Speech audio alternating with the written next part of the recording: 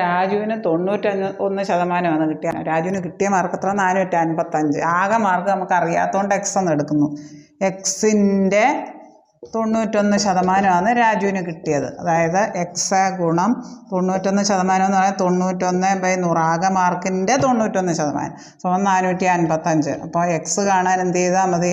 455 divided by 91/100. അതായത് 455 ഗുണം 100/91. 5 വരും. 455 5 ഗുണം 100. അപ്പോൾ എക്സ് എത്ര വന്നു? 500 മാർക്കാണ് ഉത്തരം. ഓപ്ഷൻ ബി ആണ്. അതായത് ആകെ മാർക്ക് എക്സ് എന്ന് എടുക്കുന്നു. രാജുവിന് കിട്ടിയ 91% മാർക്ക് എത്രയാണ്?